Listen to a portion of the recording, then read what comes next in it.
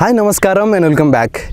In this video, I'll be sharing something very important to you. If you are planning to come here to the ashram just to stay for 1 or 2 days or to attend some program or to experience some time or spend some time with Dhyanalinga, then this video is going to be crucial for you because I'm going to share some of the details of the ashram that you might not be getting anywhere else, or only when you come to the ashram you go ahead and ask to various people that what is this, what is that, and what to go, where to go exactly, what to do in the entire day. So all these things, the entire schedule of the day, nobody is going to give you, so you do not know where to go, so you just try to figure out by yourself. You go here, there, everywhere, and you are missing out on a lot of things that you do not know that exist in the ashram. So basically, first thing that people when come to the ashram, they think Adiyogi is the only thing to see in the ashram, but it is not the only thing. Adiyogi is just the outside of the ashram, it's just the front of the ashram, it's the face of the ashram. But when you go inside the ashram, you see the real thing because of which the ashram was built. So what I wanted to share today in this video, it is something that I wanted to create for my parents, because when they will come, I wanted them to experience the ashram in a certain way. So I created this schedule for them. Then I thought that why should not I share this with you, that even if you are coming here to the ashram, then you can experience the ashram in the best possible way. Are you ready to get it started? Okay. Now, so if you are coming here to the ashram, then at least spend 2 days as in 1 day that you will be reaching here. And the next day, that whole day you will be here in the ashram. Now the day that you will reach here, whatever the way you want to spend, you can spend it. And next I will be telling you about the entire thing about how you can spend it. But before that, let me share with you that what are the things that exist in the ashram and how you can be in that places, the very basic rules of those places, so that when you come to the ashram, you will not just wander around and ask question to everybody. Simply you will be knowing before the end. Okay, so the first thing that you can see in the ashram is that Dhyanalinga. So not Dhyanalinga, first thing you will see in the ashram is the Adiyogi. So when you come from the Malay Basa, from that side of the ashram, you will directly steadily come to the Adiyogi. In first thing that you will see the Adiyogi. Or if you are booking something, if you have booked the cottage, then you will directly come to the welcome point from the back side. If you are booking a cab or something, or if you are coming with a bus, then you will be coming to the Sarpa Basal. So these are the 3 places that will be coming. One is Malay Basa, Sarpa Basal, or Adi Basal, which is the welcome point. Now, before that also I must tell you about the cottage booking as well. So first thing that you need to do is cottage booking. So now for cottage booking, first thing that you have to take care, keep in your mind is that this is not a resort or place to go for vacation. This is a place to come so that you can do the inner transformation. So if you are planning for some programs, then only you are registering, and then you are registering for stay, then you will be allowed, then you will be getting the stay for sure. If you are coming for any other purposes, then mostly you might get rejected. But if you are coming here for Dhyanalinga particularly, you want to stay 1 or 2 days, then certainly you can be able to stay here. And more than 7 days they will not allow to stay. Okay, this is the basic reason for which you are coming to the ashram. And also you should read the terms and conditions, because whenever I see lots of people wearing shorts and go inside the ashram, it feels really weird, because this is not that place to stay this in shorts. See, you can be in shorts in all the different accomplished or major cities and around the world, there will be no problem in that. But ashram is designed in a certain way, so you have to follow the rules of it. So the first thing that you can do is go to the cottage.isha.in, which is the Isha stay. If you search it on online, it will come up. Okay, Isha stay is the first step. Once you do that, you can find the rooms starting from 990 to 7,000 depending upon your budget and depending upon how many people you are coming. Based on that, you can select a room and mention the reason for which you are coming, and based on that reason also you might be getting accepted or might be getting rejected for your stay. After that, once it is booked, directly you will be coming to the Malay Basa or Sarpa Basa or Adi Basa. If you are coming as a day visitor, then mostly you will be coming to the Malay Basa, the mountain gate, and from that when you come and you will find Adiyogi. Or else if you are coming from or with a bus, directly go to the Sarpa Basal, and from Sarpa Basal you have to come back to the Adiyogi from backside of this Adiyogi, and then you have to go back inside the ashram. So this is how you are coming. And now if I talk about the pricing, in bus if you are coming from Gandhipuram, then it will take around 40 rupees, and if you are coming in a cab, then it will take around 1000 to 1500 depending upon cabs or depending upon situation, or I do not know the price have increased or decreased, but this is the normal range of the price that will be there. Now outside is completed. If we talk about Adiyogi, then there is one show, leisure show, which we call as Adiyogi Divya Darshan. People call leisure show because they do not know. So this is called Adiyogi Divya Darshan, and Adiyogi Divya Darshan happens every single day 7:20 p.m. in the evening, except the days in which it rains. If it rains, then they cancel the program because nobody can sit here because it will be raining over here, and there will be water dripping over Adiyogi, so the leisure will be like reflecting or doing sort of things. So they do not do that in particular in the days when it rains. Okay, in those days the leisure show will be cancelled. So that is one thing that I must tell you. Now outside part is done. When you go inside the ashram, the first thing that you can see is the Dhyanalinga. That's the you know what we call is the reason for which the ashram was built. There are another processes as well, like leaving your chappals, depositing your mobile phones and bags and all that stuff. Those will be there, and somewhere you will be able to know all that stuff because securities will be guiding you on that way. Dhyanalinga is something that I must tell you beforehand. So Dhyanalinga is a space for meditation, and this is a space where you go silently. You do not talk inside, you do not gossip inside, do not whisper inside. Even if you whisper inside, it magnifies your voice, and people will be able to hear your voice. So that is how the place is made. It is made to reflect the energy so that whoever sitting inside that dome get the most of it. So talking is completely not allowed in that zone. Next is how to meditate. See, do nothing inside the Dhyanalinga. Usually people think meditation means sit like this and chant something, do japa tapa and all that stuff. Do not do anything. Just go and sit. Just go and sit and things will happen to you.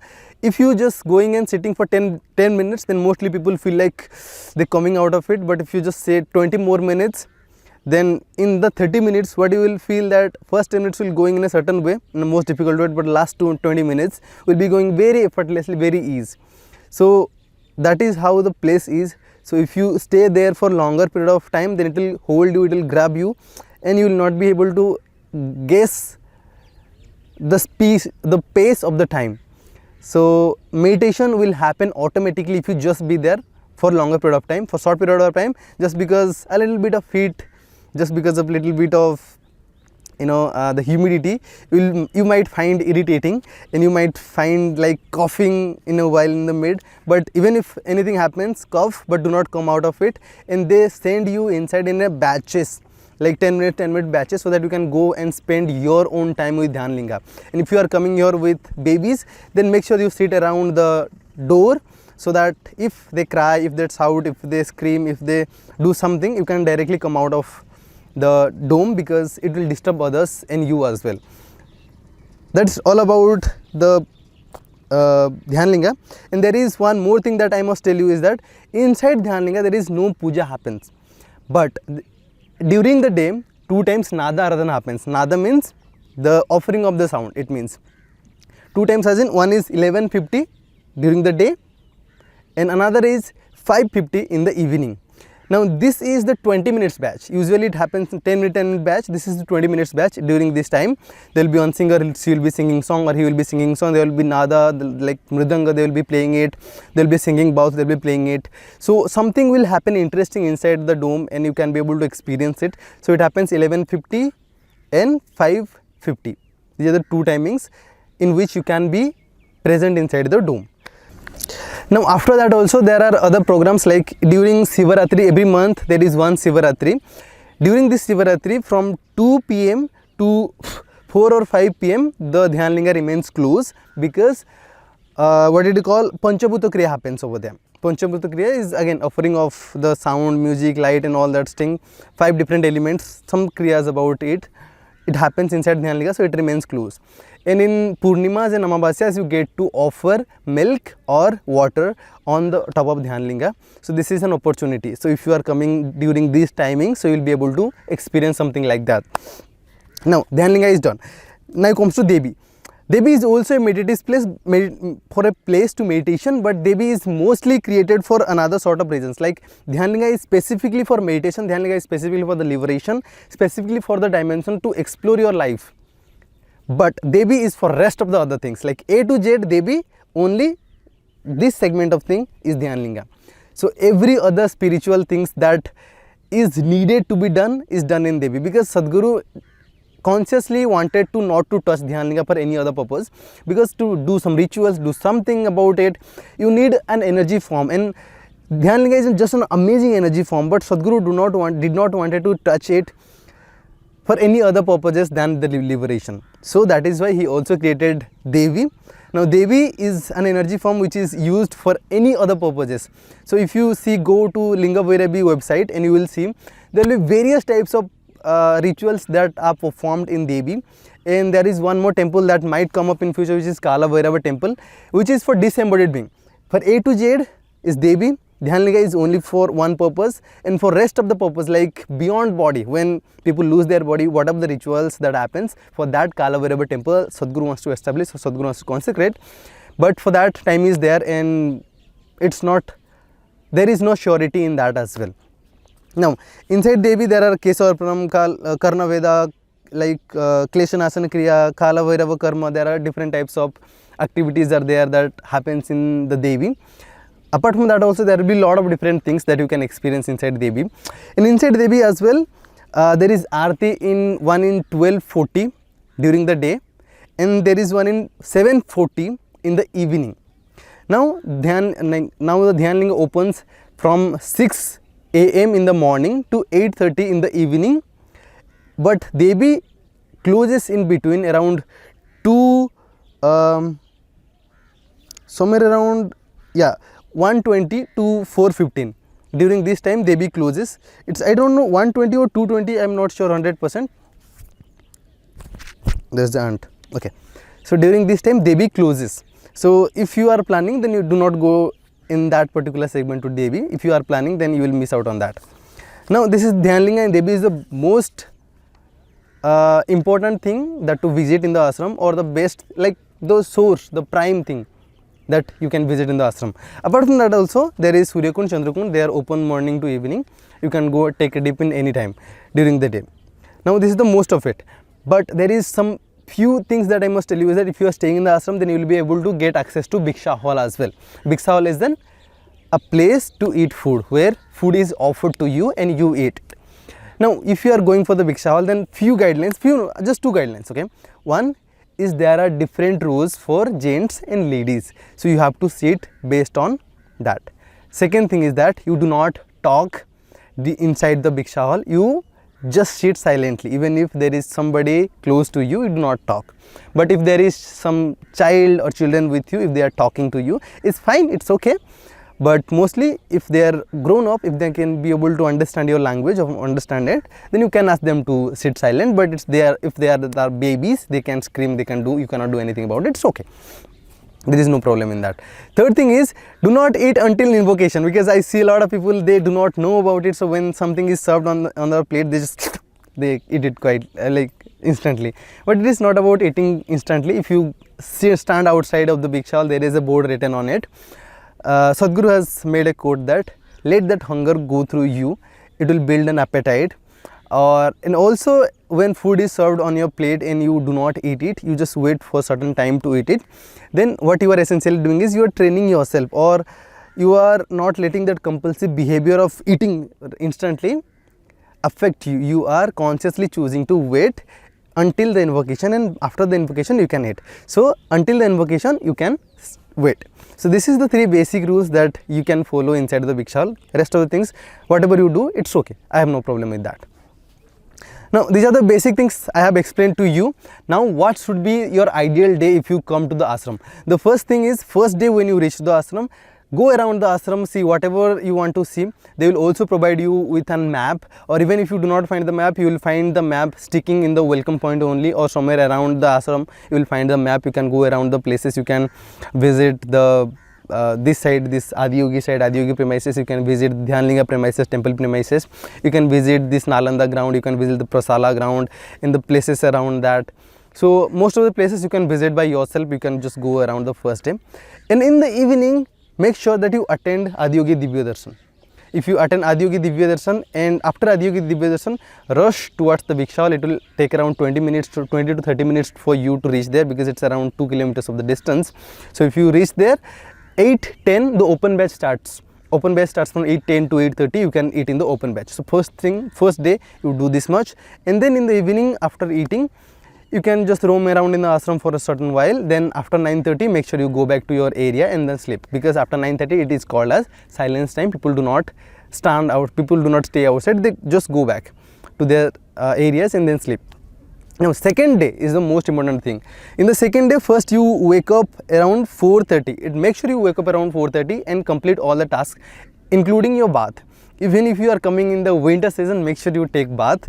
Hopefully there will be geyser in your stay areas, because I have never been to any stay areas as in cottages. Hopefully if there is geyser, then you can take hot water bath, otherwise cold water bath is already also fine, but make sure you take bath in the morning. So after taking bath in the morning, 5:30 sharp, you should reach to Surya Kund. If you are gents, reach to Surya Kund. If you are ladies, then reach to the Sadhana Hall. There Guru Puja will happen sharp at 5:30, and you must attend that Guru Puja, because when I attended Guru Puja for very first time, it impacted me in the different way. I just felt like, wow, this is the ashram. So Guru Puja is something like that. If you are coming here, staying here, then first thing that you attend is the Guru Puja in the morning. And after Guru Puja takes 10 minutes, so 5:30 to 5:40 you will do the Guru Puja. You will just attend there, just be there, do not do anything. Whatever they will be doing, you just be there, experience it. From 5:40 to 6 AM in the morning, you have to do Om Namah Shivaya chanting. There will be music playing behind you, so you can chant Om Namah Shivaya, and it will be so intense that you can experience it by yourself. You will be enjoying it a lot. If you can intensify that within yourself while chanting, something will happen to you, something you will experience within yourself. And hopefully if you have something, take yourself with you, so that you can sit comfortably on it, on the ground, because it will be hard surface, and mostly you may not be able to sit on it properly if you are having some issues with that. So take some cushions or some yoga mat with you, and then you sit. Okay. Then from 6 to 7, take 1 hour to do some meditation, some kriyas. If you are already initiated into Sambhavi Mahamudra Kriya, you can do that in this particular time, 40 minutes. And if you are not initiated into Sambhavi, then right now before coming here, also you can do Isha Kriya, that is one Kriya. Also you can do Upa Yogas as well. They are available on internet, so you can check it out and also understand about these Isha Kriyas and Upa Yogas. Just a second. Upa Yogas, and once you understand them, once you know them, during this 1 hour period, you practice them on your own. Okay.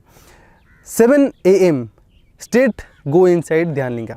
Sit inside Dhyanalinga from 7 to 8, 1 hour continuously, because I want you to experience that feeling of timelessness.